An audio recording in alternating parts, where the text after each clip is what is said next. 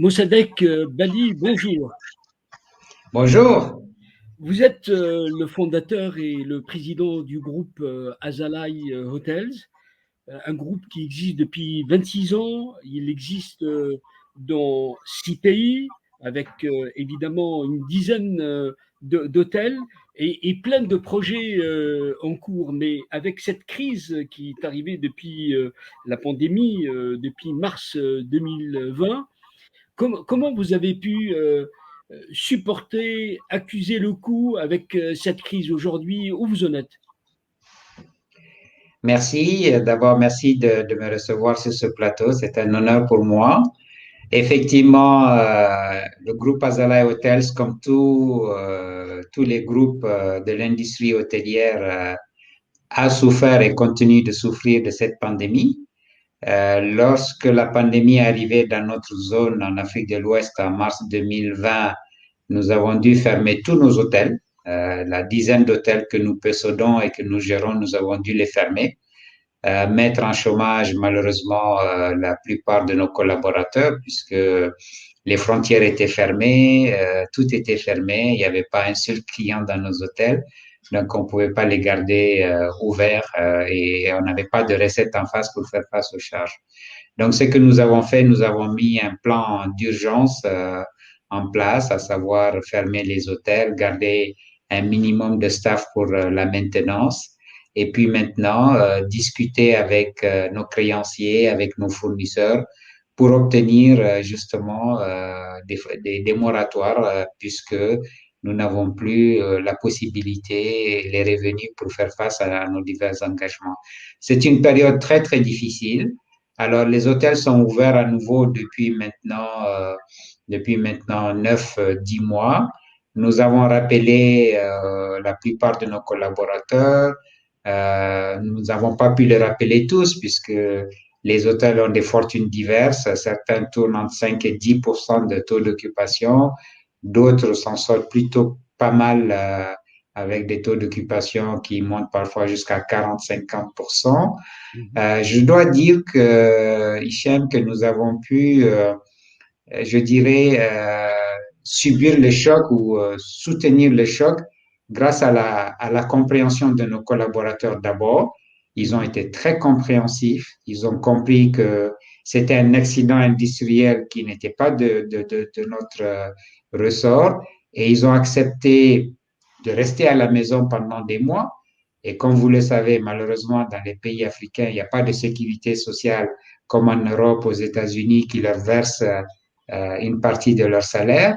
Et ensuite, quand ils sont revenus, ils ont accepté des réductions salariales pour justement permettre aux hôtels de réouvrir et puis Mhm. d'attendre des meilleurs jours. Donc, nous avons vraiment soutenu le choc grâce à nos collaborateurs, mais aussi grâce à la compréhension de nos bailleurs de fonds, de nos prêteurs, qui ont accepté de discuter avec nous des moratoires pour permettre de servir la dette ultérieurement. Cette crise, sa nature, c'est une crise inédite. Est-ce que ça va vous obliger à revoir le modèle, à repenser complètement parce qu'il y a un avant et un après, on le voit partout, le modèle de gouvernance ne sera plus le même et on le voit en Europe déjà, aux États-Unis. Comment voyez-vous les choses vous concernant? Oui, absolument, vous avez parfaitement raison. L'industrie hôtelière, bon, d'abord, c'est toute l'économie mondiale qui souffre de cette pandémie. Hein. Faut pas croire que c'est uniquement l'industrie du voyage et du tourisme, mais disons que nous sommes une industrie en première ligne et chaque fois qu'il y a des crises majeures, on a vu la crise sécuritaire, ce qu'elle a donné, et maintenant c'est la crise sanitaire. Notre industrie, l'industrie du voyage, le transport aérien, le tourisme de loisirs, le tourisme d'affaires, le transport terrestre, nous sommes ceux qui souffrent les premiers. Donc aujourd'hui, oui, vous avez parfaitement raison, nous devons nous réinventer puisque cette pandémie aussi a amené des nouvelles habitudes, notamment dans le tourisme d'affaires. Les voyageurs d'affaires ont compris maintenant qu'ils peuvent régler beaucoup de choses sans se déplacer. Donc forcément, cela aura un impact sur les voyages d'affaires. Le tourisme de loisirs est aussi très impacté parce que maintenant, avec toutes les restrictions, les passes sanitaires, les tests et tout ça, là aussi, il y aura des restrictions. Donc, il faut que l'industrie se réinvente. Alors, nous, on a travaillé là-dessus avec nos collaborateurs pour, par exemple, mettre en place dans nos hôtels des espaces de coworking. On peut, par exemple, aujourd'hui louer une chambre d'hôtel et transformer cette chambre en bureau pour ceux qui ne veulent pas aller dans leur bureau ou bien Mm. ceux qui veulent s'éloigner de leur bureau. Voilà, il y a maintenant le tourisme local qu'il faut développer. Et je pense que ça, c'est une formidable opportunité pour le continent africain.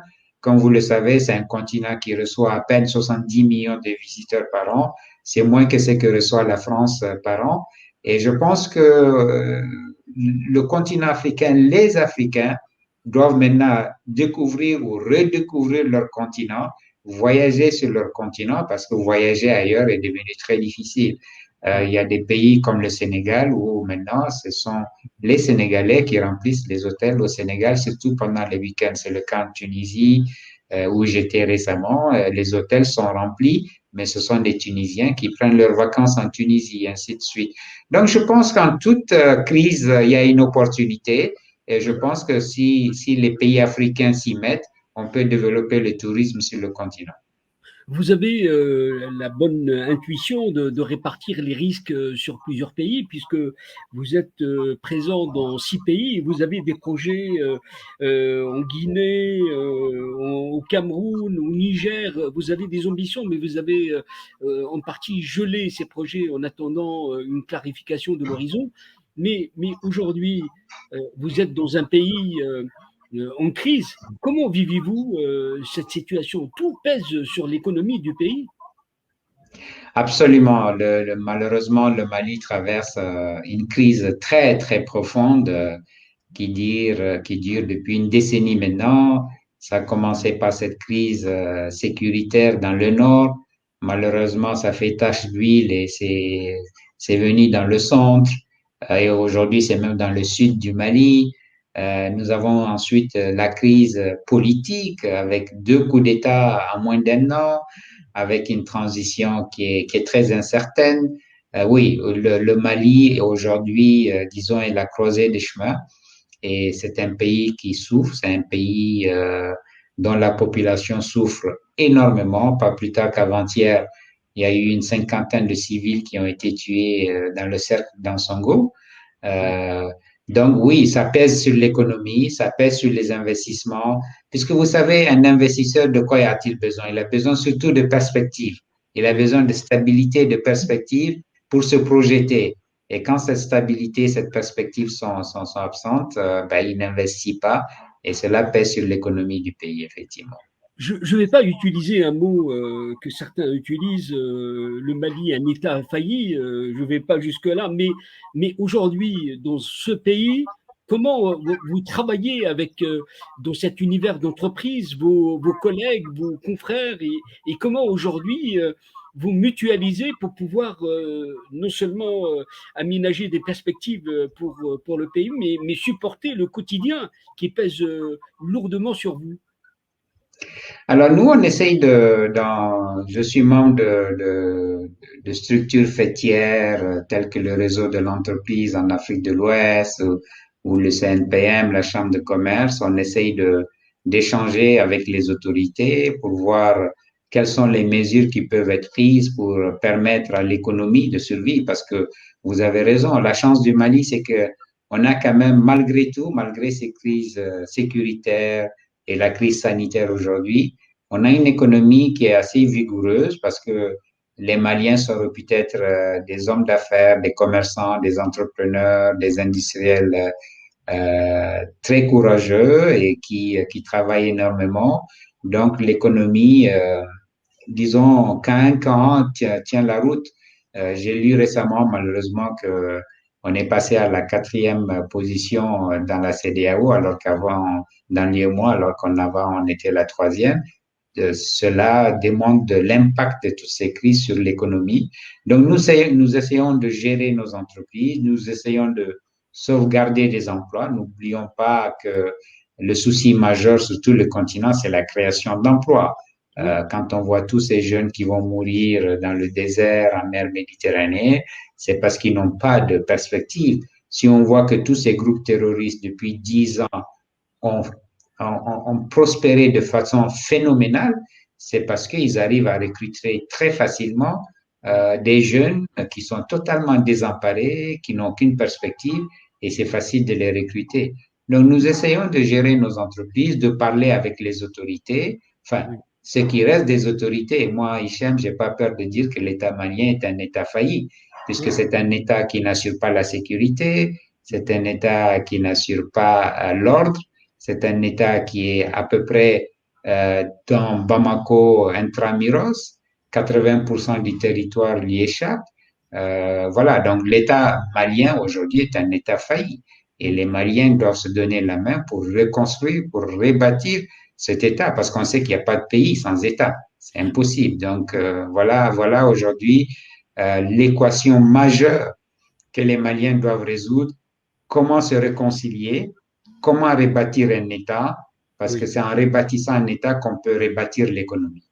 Est-ce qu'aujourd'hui, vu votre expérience et la liberté de parole que vous avez, comment aujourd'hui conseiller et surtout prendre en main un pays qui n'est plus aujourd'hui capable de marcher et de fonctionner normalement? C'est-à-dire que par où commencer selon vous?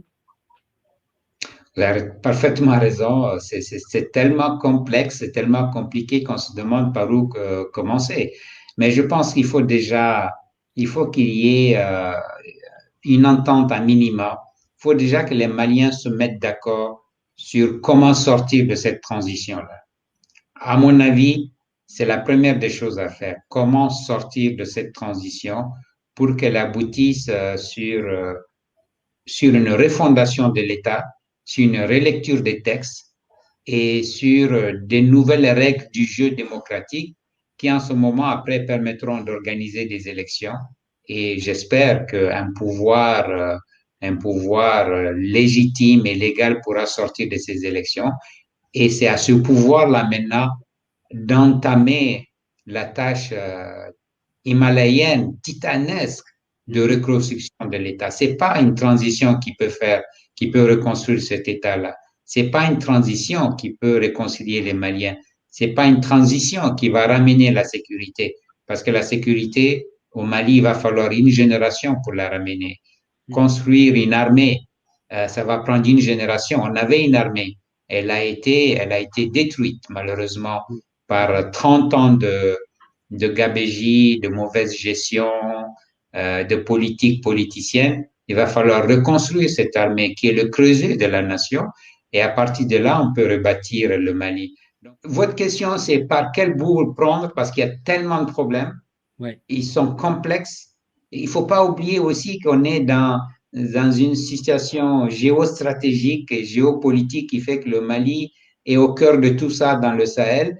Et donc, voilà, il y a beaucoup aussi d'interférences Oui. de la communauté internationale, ce qui ne rend pas les choses faciles. Donc, pour me résumer, Hichem, il Oui. faut que les Maliens se mettent d'accord sur un minima comment sortir de la transition, avoir un pouvoir reconnu et par les Maliens et par la communauté internationale. Et maintenant, c'est ce pouvoir qui va entamer ce gigantesque chantier de reconstruction de l'État malien, de reconstruction du pays tout court. Depuis 8 ans, vous l'avez vécu, on dit plein de choses sur le Mali, les méthodes, les voies à suivre, mais l'opérationnalisation manque. On est dans l'incantation en permanence. C'est qu'aujourd'hui, il y a urgence peut-être d'emprunter une autre voie, une autre manière de faire, une autre euh, façon d'opérationnaliser et traduire dans les faits tout ce qu'on dit.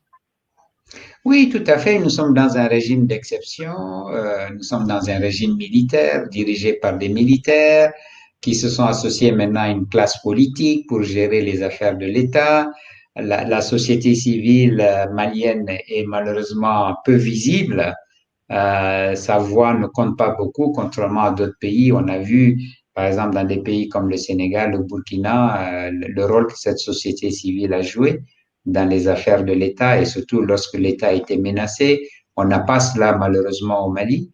Donc, oui, je suis d'accord avec vous, mais comment est-ce que cela peut être fait? il faudrait que chacun mette de côté ses intérêts personnels et qu'on voit l'intérêt du Mali. Or, je suis pas très sûr que ce soit le cas aujourd'hui. Malheureusement, chaque camp, chaque chaque parti qui gère le pouvoir a un agenda personnel et donc quand les agendas personnels ne s'accordent pas, ben, c'est le Mali qui est oublié. Donc oui, il va falloir laisser la politique de côté, se mettre d'accord sur un minimum et puis aller vers ce minimum-là et ensuite espérer que ça va nous amener à un pouvoir légitime. J'avoue que le cas du Mali est un cas qui est complexe et parfois on se demande est-ce qu'il y a une solution? Est-ce qu'on va trouver une solution? Il y a toujours une solution, mais il n'y a que les Maliens qui puissent trouver la solution. C'est pas la communauté internationale qui trouvera la solution à la place du Mali et des Maliens. Ouais. Vous êtes présent, je l'ai dit, dans ces pays de l'Afrique de l'Ouest et particulièrement dans les pays du Sahel, mais on voit aujourd'hui le Sahel est en flammes. C'est-à-dire que comment aujourd'hui lutter contre cette malédiction qui est en train de dévaster toute cette région et avec des conséquences incalculables. C'est-à-dire que, est-ce que au moins la réflexion autour de ça est faite pour, en tout cas, sortir, trouver une voie de sortie? Vous savez, en réalité, le terrorisme, l'insécurité, tous ces drames qu'on voit ne sont que la conséquence de la faillite de nos États. En réalité, on ne s'attaque pas aux causes de cette situation, mais on essaie de traiter les symptômes. Lorsqu'un jeune s'enrôle dans un groupe terroriste, c'est parce qu'il n'a aucune perspective. Et c'est pour cela qu'il risque sa vie pour quelques centaines d'euros par mois. Il risque sa vie parce qu'il n'a aucune perspective. L'État, même en situation normale, nos États ne remplissent pas leur rôle régalien, qui est d'assurer la sécurité, la protection sociale, la santé, l'éducation des jeunes. Nos États sont gangrénés par la corruption. Nos États sont dirigés très souvent par des hommes et des femmes qui sont sans foi ni loi, qui cherchent simplement un bonheur personnel au détriment du bonheur du plus grand nombre. C'est ça qui a amené le Sahel dans cette situation. C'est la faillite de nos États. Il n'y a pas de développement. Vous savez, vous sortez de nos capitales, il n'y a plus rien. Parfois même, dans certains quartiers de nos capitales, il n'y a ni eau ni électricité. Oui. Récemment, le président de l'OCLEI, qui est un organisme de contrôle au Mali, a dit qu'il a pu retracer des détournements de l'ordre de 1260 milliards de francs CFA. Il a dit que ça fait 240 hôpitaux comme le plus grand hôpital que nous avons à Bamako. Oui. Mais tant que vous aurez ça, Hichem, oui, vous aurez toujours un Sahel en feu et en sang. Parce que les populations, lorsque l'État ne fait rien pour elles, elles se prennent en charge. Malheureusement, elles se prennent en charge dans la violence, dans le désordre. Oui. Et c'est ça qui arrive aujourd'hui au Sahel. Avec la clé, avec ce parler vrai, oui, c'est un peu, en fait, un langage direct, franc, et parfois ça bouscule plein de responsables. C'est que comment peut-être pour élargir l'angle et regarder d'une façon optimiste cette Afrique, c'est que comment voyez-vous aujourd'hui d'où vient l'optimisme, si on peut dire ça? Bah, d'abord, vous savez, on n'a qu'un seul pays. Hein. On peut effectivement avoir plusieurs nationalités, on peut même habiter dans un pays qui n'est pas le pays de ses ancêtres, mais dans le cœur, on a toujours un seul pays dans le cœur, c'est la terre de ses ancêtres. Oui. Et donc, on est obligé d'être optimiste. En tant que Maliens, nous sommes complètement par terre, mais nous gardons espoir qu'un jour, nous allons pouvoir nous relever. Donc, on est obligé d'être optimiste et puis on est obligé d'être optimiste pour les générations futures. Le continent africain, quand même, c'est le continent le plus jeune par sa population. C'est le plus vieux continent, contrairement à ce qu'on dit, l'Europe, on l'appelle le vieux continent, mais en fait, c'est l'Afrique, le vieux continent, parce que c'est la mère de l'humanité. Mais en termes de population, on a une population extrêmement jeune. Donc, c'est un atout fantastique. C'est que l'Afrique doit régler, c'est sa gouvernance. Le jour où l'Afrique va régler sa gouvernance, Oui. l'Afrique sera le continent qui sera devant tous les autres continents. J'ai lu un article hier sur le Botswana, qui est aujourd'hui le même niveau de développement que le Portugal et la Malaisie. C'est simplement parce qu'ils ont eu la bonne gouvernance qui les a amenés à profiter de leurs richesses. Donc, on est obligé d'être optimiste. On ne peut pas baisser les bras en disant il n'y a plus rien à faire, le Mali doit sombrer, doit disparaître, l'Afrique doit disparaître. Moi, je suis persuadé, Hichem, que tôt ou tard, nous allons avoir des dirigeants vertueux, des dirigeants qui viennent servir et non se servir, des dirigeants qui ont le souci de l'État, le souci de la population et qui vont tout faire pour cette population, comme on voit dans certains pays. Moi, je pense que cette vague de dirigeants viendra tôt ou tard et mettra fin à cette corruption que nous voyons actuellement dans la plupart de nos pays. Heureusement, ce n'est pas tous les pays. Il y a quand même des pays sur le continent africain qui s'en sortent très bien, qui sont bien gérés. Cela prouve que c'est possible sur le continent africain de bien gérer nos États. Je retiens ce mot clé, la bonne gouvernance. Mossadegh Bali, je rappelle que vous êtes le patron et le fondateur évidemment de la chaîne Azalai Hotels, que vous êtes un homme très impliqué dans la vie économique du Mali, mais aussi d'un certain nombre de pays dans la région de l'Afrique de l'Ouest. Je vous remercie d'avoir été avec nous et de nous avoir livré votre analyse de la situation. C'est moi. Merci de m'avoir reçu, Hichem. Bonne journée. Merci.